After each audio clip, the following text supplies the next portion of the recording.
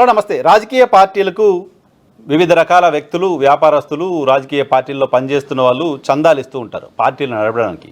ఆ పార్టీలు ప్రజల కోసం పనిచేస్తూ ఉన్నాయనే కారణంతో రాజకీయ పార్టీలకు చాలామంది చందాలు ఇస్తూ ఉంటారు. ఆ చందాలు వివాదంగా మారడం కూడా చాలా సందర్భాల్లో చూస్తున్నాం.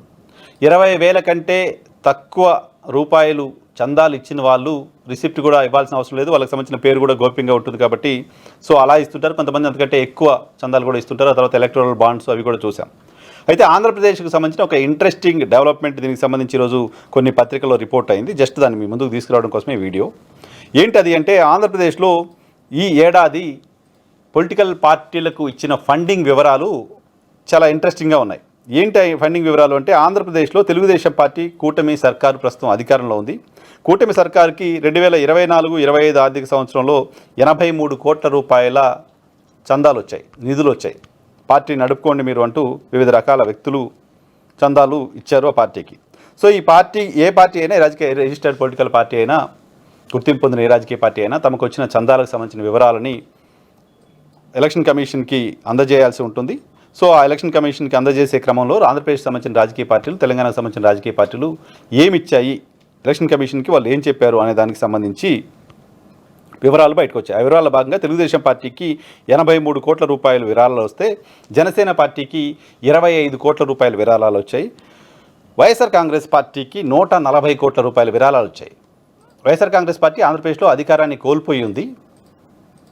తెలుగుదేశం పార్టీ, జనసేన కూటమి అధికారంలో ఉన్నాయి. కానీ అధికారంలో ఉన్న రెండు పార్టీలకు కలిపి వచ్చిన చందాల కంటే 83 కోట్లు టీడీపీకి, 25 కోట్లు జనసేన పార్టీకి, ఇద్దరికి కలిపి 108 కోట్ల రూపాయల చందాలు వస్తే కేవలం వైఎస్ఆర్ కాంగ్రెస్ పార్టీకి 140 కోట్ల రూపాయలకు పైగా చందాలు వచ్చినట్లుగా ఆ పార్టీ అఫీషియల్గా ప్రకటించింది.